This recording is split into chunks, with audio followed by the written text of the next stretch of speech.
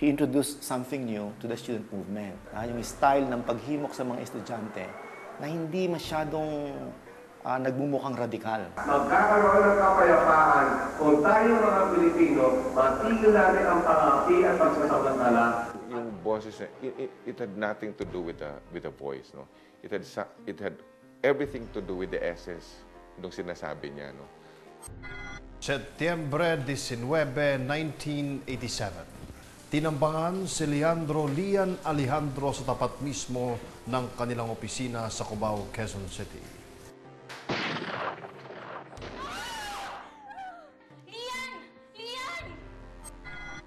Tatlong bala ng baril ang pinaputok ng hindi kilalang lalaki na siyang tumapos sa buhay ni Lian. May tumabi ng van dito sa side ni Lian. Tapos nag-roll down yung windows. Tapos yun nga, may baril na lumabas. Tapos binaril siya. Ano ang motibo ng suspect para patayin si Lian? Sino ang may kinalaman sa pagpaslang na ito sa kanya? Magandang gabi. Ako si Martin Andanar. Ating balikan ng bawat pangyayari at tuklasin ang katotohanan sa pagpatay kay Leandro Lian Alejandro dito sa Crime Classic.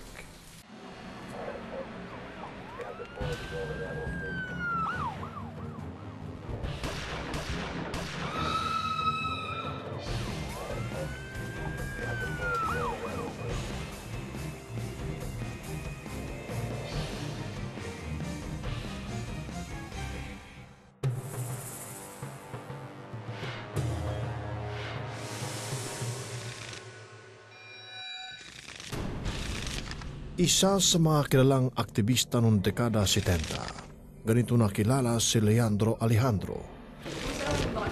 Taong 1978 nang pumasok siya sa Universidad ng Pilipinas sa Diliman upang mag-aral.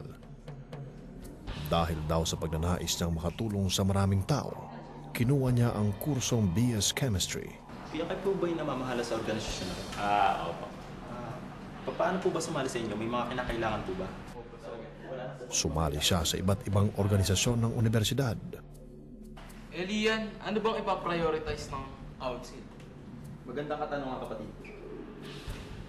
Ang pinaplano ko... Di naglaoy naging chairman siya ng UP Student Council at manunulat sa Philippine Collegian. Hindi porkit mga estudyante lang tayo, dapat tayo magbulag-bulagan sa ginagawa ng gobyerno. Sigurado ka ba dyan? Sigurado ako. Dahil sa kanyang husay sa pananalita, pagsusulat ng mga artikulo at kritikal na pag-iisip, kinakitaan sila ng tapang at dedikasyon sa pagiging leader.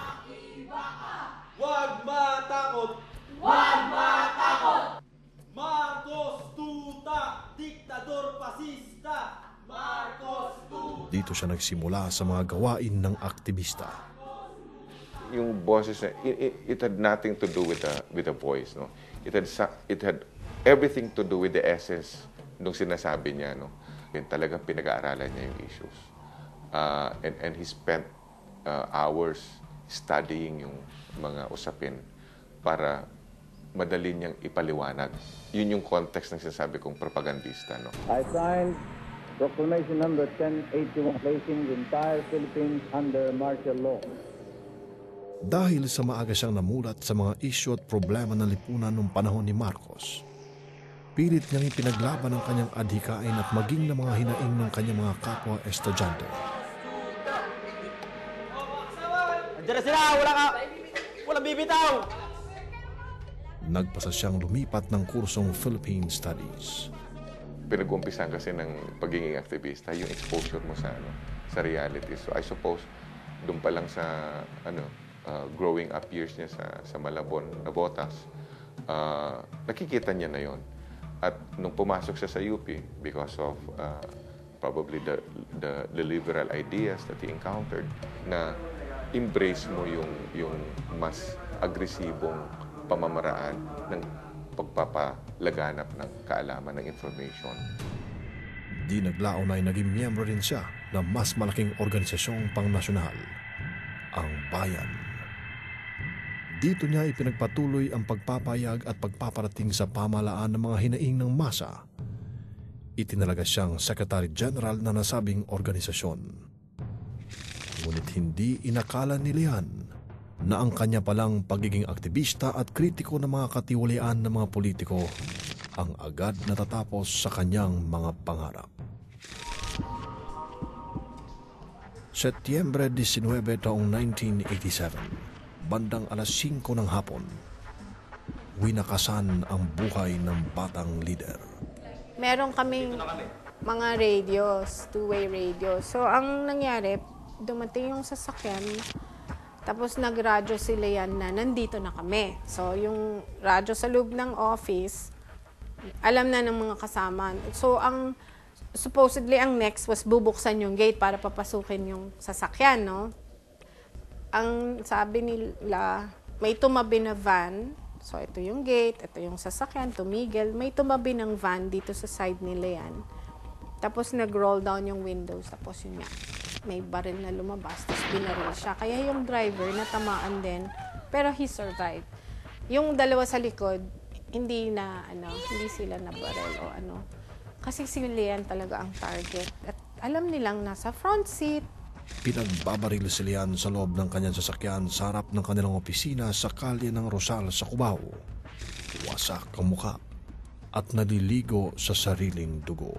3 tama ng bala ng baril ang agad na kumitil sa kanyang buhay. Ngunit ang salarin ng pamamaril ay agad na nakatakbo. Sino kaya ang posibleng pumaslang kay Lian Alejandro?